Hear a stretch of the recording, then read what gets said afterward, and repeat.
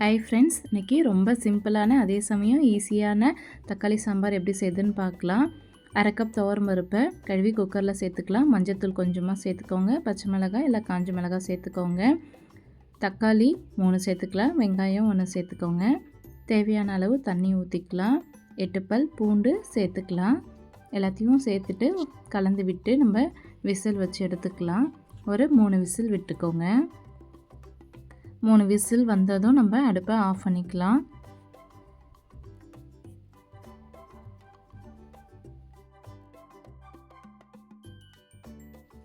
Pressure அடங்கட்டும். இப்போது pressure அடங்கினதும் நம்ம ஒரு மத்து வச்சு கடைஞ்சி எடுத்துக்கலாம். பாருங்கள், நல்லா வெந்து வந்திருக்கு. கடைஞ்சி எடுத்துக்கலாம் இது மாதிரி. இப்போது இந்த சாம்பாருக்கு தேவையான தாளிப்பு கொடுத்துடலாம்.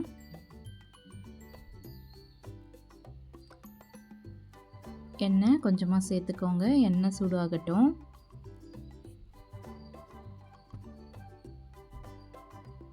கொஞ்சமாக கடுகு சேர்த்துக்கலாம். கூடவே சீரகம், பெருஞ்சீரகம் சேர்த்துக்கலாம்.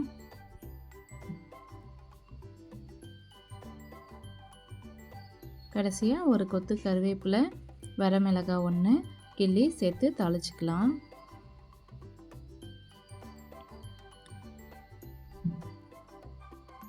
இப்போ தாளிப்பை சாம்பாரில் சேர்த்துடலாம்.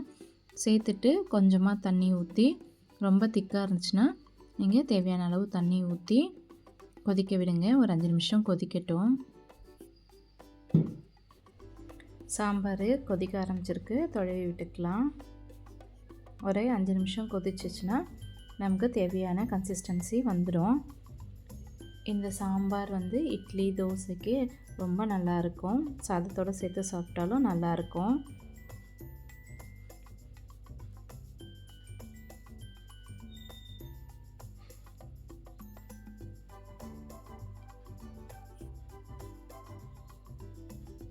கடைசியாக கொத்தமல்லி சேர்த்து இறக்கிடலாம்.